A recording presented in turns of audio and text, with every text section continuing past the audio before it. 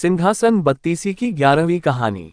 त्रिलोचनी पुतली की कथा। हर बार की तरह इस बार भी राजा भोज सिंहासन पर बैठने के लिए राज दरबार पहुंचते हैं। इस बार सिंहासन की 11वीं पुतली त्रिलोचना उन्हें रोक देती है।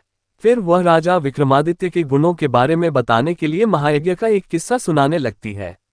एक बार राजा विक्रमादित्य ने राज्य की खुशहाली के लिए महायज्ञ करने की घोषणा की। इसमें उन्होंने सभी राजा महाराजा, पंडित, ब्राह्मण, देवी देवताओं और ऋषि मुनियों को आमंत्रित करने का फैसला लिया। सभी को आमंत्रण भेजने के बाद राजा विक्रमादित्य ने पवन देव को खुद जाकर निमंत्रण देने की ठानी और समुद्र देव को आमंत्रित करने के लिए एक ब्राह्मण का चयन किया। राजा का आदेश मिलते ही ब्राह्मण देव निमंत्रण पत्र लेकर समुद्र देवता के पास जाने के लिए निकल पड़े। साथ ही राजा विक्रमादित्य भी पवन देव की खोज के लिए एक जंगल पहुंचे। यहाँ उन्होंने कुछ दिनों तक ध्यान लगाया ताकि उन्हें पवन देव के बारे में कुछ जानकारी मिल सके। मां काली ने उनके ध्यान से खुश होकर राजा विक्रमादित्य को बताया कि पवन देव सुमेरु पर्वत पर रहते हैं। पवन देव के बारे में पता चलते ही राजा ने बेताल को बुलाया। बेताल कुछ ही देर में उन्हें लेकर सुमेरु पर्वत पर पहुंचा दिया। पर्वत पर तेज हवाएं चल रही थीं, लेकिन पवन देव कहीं नहीं दिखे। फिर राजा विक्रमादित्य ने पवन देव का ध्यान लगाया। उनकी साधना से खुश होकर पवन देव वहां प्रकट हुए और कहा, हे राजन, बताओ मुझे क्यों याद किया। जवाब देते हुए महाराज ने कहा, हे देव, मेरी इच्छा है कि आप मेरे राज्य में होने वाले महायज्ञ में आएं। यज्ञ का निमंत्रण देने के लिए ही मैंने आपका ध्यान किया था। राजा विक्रमादित्य की बातें सुनने के बाद पवन देव ने मुस्कुराते हुए कहा कि वह यज्ञ में नहीं आ सकते। राज्य में उनके आने से भयंकर तूफान आएगा जिससे सब कुछ तबाह हो सकता है। पवन देव ने विक्रमादित्य को समझाते हुए कहा कि वो संसार के हर कोने में मौजूद हैं। उनके यज्ञ में भी वो उपस्थित रहेंगे, लेकिन अप्रत्यक्ष रूप से। पवन देव ने इतना कहने के बाद राजा विक्रमादित्य को आशीर्वाद दिया कि उनके राज्य में कभी सूखा और अकाल नहीं पड़ेगा।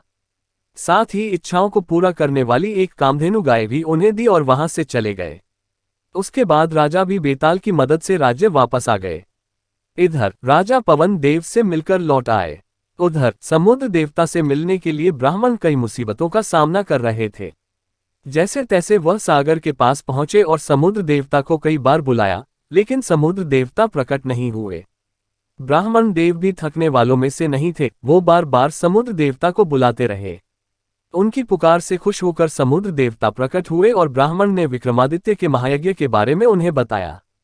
निमंत्रण मिलने के बाद समुद्र देव ने कहा कि उन्हें पवन देव से इस महायज्ञ के बारे में पता चल गया था, लेकिन वो यज्ञ में नहीं आ सकते। उन्होंने बताया कि अगर वो प्रत्यक्ष रूप से वहां आएंगे तो पूरा राज्य बह जाएगा।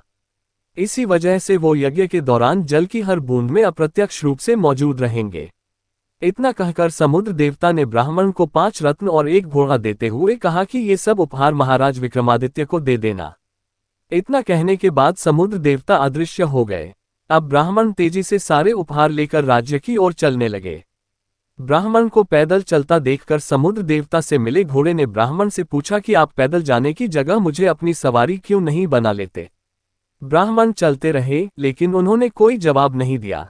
इस पर घोड़े ने उन्हें समझाया कि वह राजा के दूत है, इसलिए उपहार का इस्तेमाल कर सकते हैं। ये सुनकर ब्राह्मण घोड़े पर बैठे और कुछ ही देर में राजमहल पहुंच गए। राज दरबार पहुंचते ही ब्राह्मण ने सारी बातें महाराज विक्रमादित्य को बताई। साथ ही समुद्र देवता द्वारा दिए गए उपहार भी उनको दे दिए। राजा ने खुश होकर कहा कि आपने अपना काम बहुत अच्छे से किया है, इसलिए इन सभी भेंट को आप रख लें। ब्राह्मण घोड़ा और रत्न लेकर खुशी खुशी अपने घर को लौट गए। इस कहानी को सुनाने के बाद 11वीं पुतली सिंहासन से उड़ गई। कहानी से सीख, कोशिश करने से हर काम पूरा हो जाता है। राजा विक्रमादित्य ने भी अंतिम समय तक कोशिश नहीं छोड़ी और आखिरकार पवन देव को उनके सामने आना ही पड़ा। इसलिए बच्चों, आपको भी जब तक सफलता न मिले प्रयास करते रहना चाहिए। हमारे चैनल को सब्सक्राइब जरूर करना, क्योंकि आपके बहुत काम आएगा।